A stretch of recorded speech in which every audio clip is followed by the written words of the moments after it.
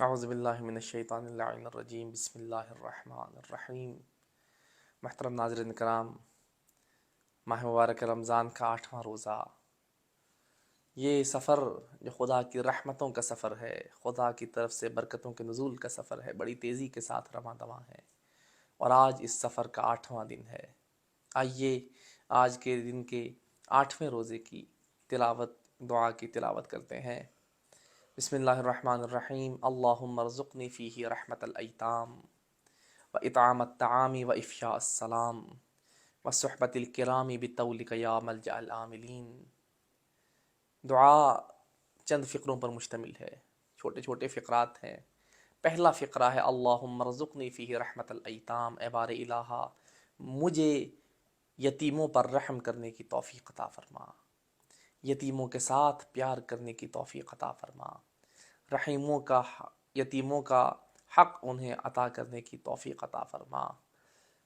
وَإِطْعَامَ الطَّعَامِ، اور اے بار الہ جہاں مجھے یتیموں پر رحم کرنے کی توفیق عطا فرمائے گا، وہیں مجھے لوگوں کو کھانا کھلانے کی بھی توفیق عطا فرما۔ مجھے توفیق عطا فرما کہ میں دوسروں کو کھانا کھلا کر خوشی محسوس کروں، مجھے سکون محسوس ہو کہ جب کوئی میرے پاس سے کھانا کھا کر جائے۔ اور الحمدللہ یہ مہینہ وہ مہینہ ہے جس میں مومنین خداوند متعال کے شکر سے، خداوند متعال کی طرف سے دیے گئے رزق سے کوشش یہی کرتے ہیں کہ زیادہ سے زیادہ مومنین کی دعوت کریں، مومنین کو اپنے دسترخوان پر بٹھائیں۔ اسی کی دعا کی جا رہی کہ بار الہ مجھے توفیق دے کہ میں لوگوں کو کھانا کھلا سکوں۔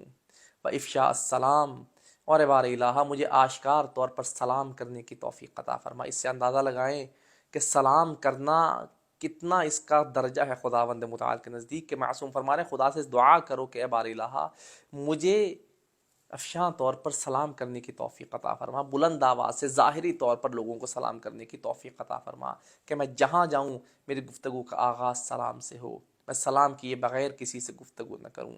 وصحبت الکرام، اور اے بار الہ مجھے یہ توفیق عطا فرما کہ میں نیک لوگوں کی صحبت میں زیادہ سے زیادہ اپنا وقت بسر کروں۔